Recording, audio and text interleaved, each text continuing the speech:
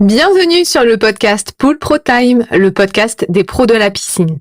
Pool Pro Time, c'est le premier podcast français créé pour les professionnels de la piscine et du spa. Avant de démarrer la journée, devant un café ou tout simplement en route pour le chantier, prenez le temps d'écouter les conseils, les actualités et les parcours inspirants de ceux qui font et ont fait l'univers de la piscine.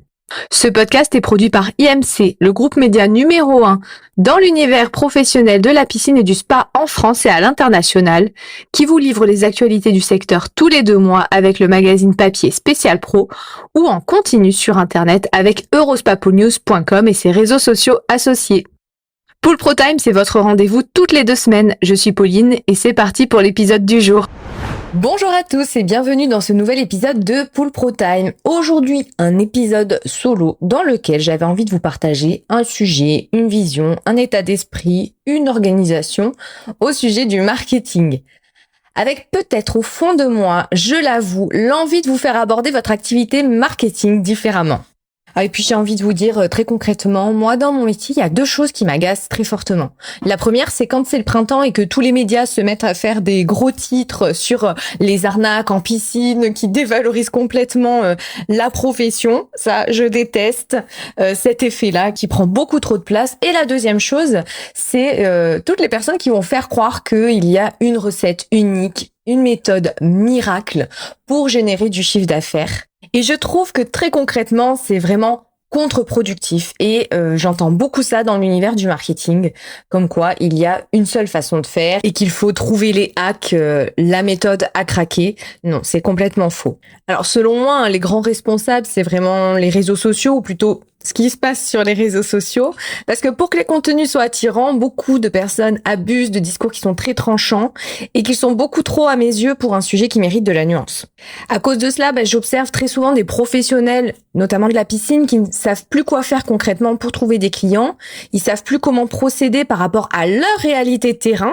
Ils peuvent avoir tendance à délaisser l'activité marketing de l'entreprise. Pourtant, sur un marché saisonnier tel que le vôtre, il est crucial de bien penser sa stratégie et ce qui en découle pour justement ne pas manquer le coche des grandes périodes de l'année. Déjà, le marketing, c'est un sujet qui est beaucoup plus profond que ce qu'on pourrait croire.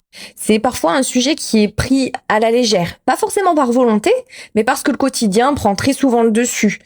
Tout le monde manque de temps, on a tendance à prioriser les urgences et on continue ce rythme-là sans prendre le temps de se poser sur le sujet de sa stratégie. Et surtout, encore une fois, quand on est dans une activité saisonnière comme dans l'univers de la piscine et qu'on n'a pas forcément de ressources internes au bureau ou des ressources qui sont vraiment dédiées. Aussi, le secteur de la piscine a vécu de très belles années. Il y a eu une belle époque où, avec très peu d'actions, les clients venaient seuls et on était même parfois débordés.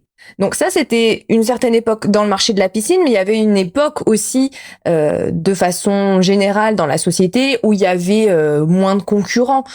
Donc ça joue aussi.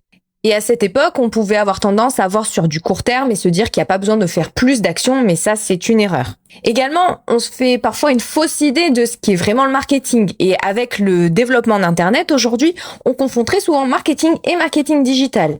Pour la petite définition, le marketing, c'est l'ensemble de la stratégie et des actions qui vont permettre à votre produit ou votre service de rencontrer les consommateurs qui en ont besoin. Son rôle, c'est de créer de la valeur pour votre entreprise. Et le marketing digital, c'est simplement une des voies qui va permettre cette rencontre. Alors pour moi, la première piste à évoquer pour vous, pour bien structurer votre activité marketing, ce sont vos fondamentaux. Les fondamentaux marketing, je trouve qu'on n'en parle jamais assez. Pour moi, ils reposent sur 3 socles. Le premier, une excellente connaissance du marché. Le deuxième, la construction efficace de votre identité de marque et de vos offres commerciales. La troisième, les choix de canaux qui vont connecter votre marché et vos services. Et plus ces 3 sujets auront été réfléchis, plus vos actions marketing du quotidien seront simples. Par exemple, quand on ne connaît pas bien sa clientèle cible et que la stratégie n'est pas claire, les messages manquent d'efficacité. Et donc, vos actions marketing ne vont pas vraiment vous servir et n'apportent pas de résultats. On peut très bien aussi connaître vraiment très très bien sa clientèle, mais ne pas suffisamment travailler son image de marque. Donc, la clientèle cible choisit plutôt notre concurrence. Ou ne comprend pas ce qu'on fait et donc tisse un lien relationnel et commercial qui est moins fort. Et par exemple, au niveau des canaux, si on agit un peu au hasard, on va perdre le fil de ce qu'on fait, du pourquoi et on va là aussi manquer de résultats, par exemple.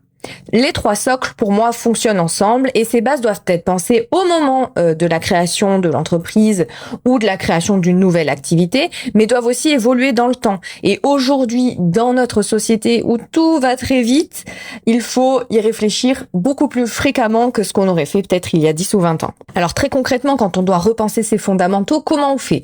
Ce n'est pas toujours évident quand on n'est pas spécialisé dans l'univers du marketing, mais sachez que si vous êtes dirigeant ou à un poste commercial, vous devez vous pencher sur le sujet, puisque vous êtes aussi une des composantes qui va faire que le marketing va bien fonctionner.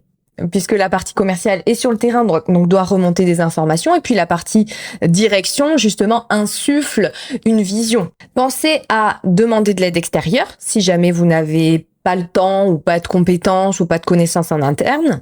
Pensez aussi aux formations qui peuvent vous permettre d'avoir les clés qui vous aideront à maîtriser ces fameuses bases. Et puis soyez vigilants aussi concernant les informations que vous allez trouver sur Internet. Bien évidemment, l'intelligence artificielle peut vous aider, mais encore une fois, attention à la façon dont vous allez l'utiliser. Je pense qu'aujourd'hui, dans la société, nous avons tous un enjeu à bien nous former à l'utilisation de l'intelligence artificielle pour savoir justement qu'est-ce qu'on va lui confier, comment on va lui confier et à quel moment est-ce qu'on s'arrête. Parce que l'intelligence artificielle, on peut penser que c'est magique une fois, mais attention justement à ce que vous allez en faire. Bien sûr, ChatGPT ou ses confrères peuvent vous sortir une stratégie marketing en très peu de temps, c'est miraculeux.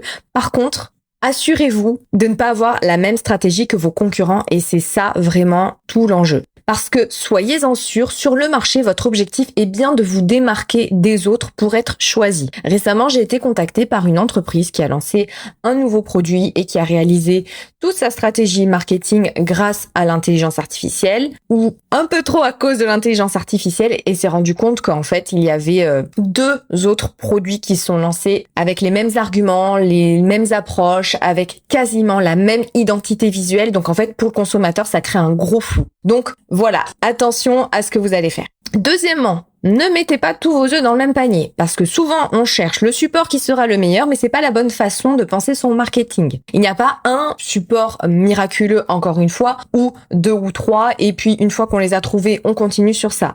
Non, aujourd'hui on a la chance d'avoir du choix dans nos actions, alors autant en profiter. Votre client idéal, il ne consomme pas qu'un seul support d'information. Pour moi, aujourd'hui, il existe 4 grandes familles de canaux marketing. Premièrement, les supports physiques. Deuxièmement, le digital. Troisièmement, le réseautage. Quatrièmement, l'événementiel. Et dans chaque catégorie se trouvent plusieurs canaux. L'idée, c'est pas de vous dire on va faire tout rentrer dans cette case-là ou dans celle-là. C'est plutôt d'aider votre cerveau à structurer. Parce qu'il y a certains canaux qui sont dans plusieurs catégories à la fois. Par exemple, la presse. Si je prends l'exemple justement du magazine Spécial Pro, d'IMC, le groupe média qui produit ce podcast, Spécial Pro, il y a des articles qui sont mis en avant sur le magazine papier et qui sont aussi repris sur le site internet eurospapounews.com et ces articles vont être déclinés aussi sur les réseaux sociaux. Donc là, vous voyez, on est sur du support physique mais aussi sur du support digital. Alors, vous l'avez compris, quel canal privilégier plutôt qu'un autre? Il n'y a pas d'avis tranché à avoir sur la question. Tout va vraiment dépendre de votre marché, de votre situation, de votre stratégie, de vos ambitions, etc., etc. Et on oppose souvent un canal à un autre, alors qu'au contraire, chacun est fait pour faire écho à l'autre. C'est pour ça que je vous conseille vraiment d'avoir une approche qui est dite multicanal dans l'univers de la piscine. Également, pensez à occuper le terrain. Souvent, j'entends des personnes qui me disent j'ai fait ce post-là, après j'en ai refait un autre et puis il s'est rien passé, donc honnêtement, ça sert à rien. Non.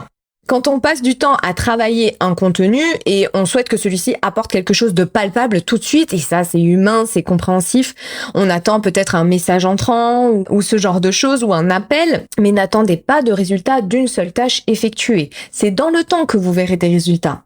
Acceptez aussi de ne pas pouvoir toujours mesurer les résultats. Ce n'est pas toujours évident puisque aujourd'hui, il y a une règle que j'aime bien toujours me garder en tête, c'est la règle des 7 points de contact. On dit qu'un prospect, avant d'envisager d'entrer en contact avec vous, doit avoir été exposé au moins 7 fois à l'un de vos messages. Et je pense d'ailleurs que cette règle des 7 points de contact, aujourd'hui, avec tout ce qui se passe au niveau digital, on peut la doubler, voire la tripler. Donc il est très important que votre marketing se fasse en continu, avec des périodes plus intenses que d'autres, pour vous qui êtes dans un marché saisonnier. Pour les périodes justement qui sont plus complexes comme la pleine saison, vous devez continuer votre communication. On peut se dire c'est facile à dire, mais bon, quand déjà je finis à 22h, c'est compliqué. Alors c'est pour ça que le creux de saison est fait, pour vous permettre de prendre de l'avance, et puis aussi parce que vous n'êtes pas seul. Vous avez aujourd'hui des ressources qui peuvent vous aider en interne comme en externe. Et aussi pendant le creux de saison, on peut se dire il y a moins d'activités, c'est le moment où on prend du repos.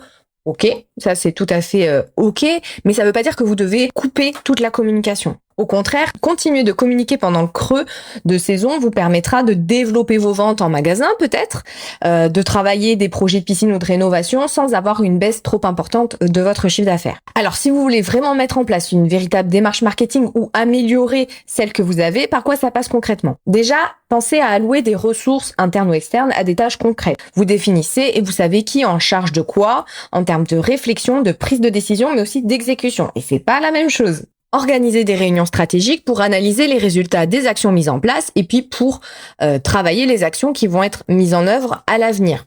Donc, au niveau de la fréquence des réunions, si vous n'en faites jamais, par exemple, commencez par tester sur un petit volume et puis tester une autre variante. L'idée, c'est d'ajuster pour trouver le fonctionnement qui vous convient à vous. Pensez aussi à travailler votre communication sous forme de campagne. Par exemple, vous avez une promotion en magasin à mettre en avant du 1er juin au 15 juillet. Toutes les actions pour ce message publicitaire doivent être listées, créées, planifiées au moins 15 jours, un mois avant et sur plusieurs canaux. Donc ça, vous voyez, on est sur une campagne, on est sur une période donnée avec un objectif particulier et donc ça peut aussi vous aider à structurer que de penser sous format de campagne. Et vous voyez, en fait, le marketing, c'est beaucoup de gestion de projet, comme ce que vous vivez la plupart du temps sur chantier. Étape par étape, avec structure et rigueur. Et se structurer, c'est mettre en place une certaine organisation entre les différents éléments qui composent l'activité. Et cette organisation, elle vous permettra d'avoir plus de visibilité, de développer votre chiffre d'affaires et aussi d'agir avec un peu plus de sérénité. Bien sûr, vous allez aussi gagner en rentabilité puisque vous gagnerez du temps dans vos actions pour aller chercher des clients. Et puis aussi, un avantage qu'on voit pas forcément quand on a une activité marketing qui est bien structurée, c'est que ça se ressent pour vos clients, mais aussi pour les personnes qui seraient intéressées pour travailler avec vous. Ça va attirer plus facilement les candidats lors de recrutement. En tant que salarié aussi, on est rassuré de voir qu'il y a quelque chose de concret, que l'entreprise est à la page, entre guillemets, des techniques marketing aujourd'hui et qu'elle travaille toujours en fond pour aller chercher de nouveaux contacts. Et du coup, ça crée du dynamisme et ce dynamisme-là, il compte autant en externe qu'en interne. C'était les grands points que j'avais envie de vous partager dans cet épisode un peu court aujourd'hui. Bien sûr, je pourrais en parler pendant des heures et j'espère que je continuerai encore à vous en parler. Si vous voulez voir un peu ces idées à l'écrit, c'est dans le spécial pro numéro 67. J'espère que ce moment passé avec moi vous aura inspiré, vous aura donné des idées et je vous remercie pour votre fidélité et je vous dis à très bientôt sur Pool Pro Time. Si vous avez aimé cet épisode, je vous invite à le partager autour de vous, que ce soit auprès de vos collègues et partenaires ou encore sur vos réseaux sociaux. Pour ne manquer aucun épisode de Pool Pro Time, abonnez-vous dès maintenant sur la plateforme d'écoute de podcast que vous utilisez. Vous recevrez une notification dès qu'un épisode sortira. Je compte sur vous pour m'envoyer vos idées, vos envies, vos retours par rapport à cet épisode, mais aussi aux autres. Vous pouvez retrouver les actualités du secteur sur Facebook et LinkedIn, @eurospapoolnews, mais aussi sur le site eurospapoolnews.com. Hâte de vous retrouver dans le futur épisode. À bientôt!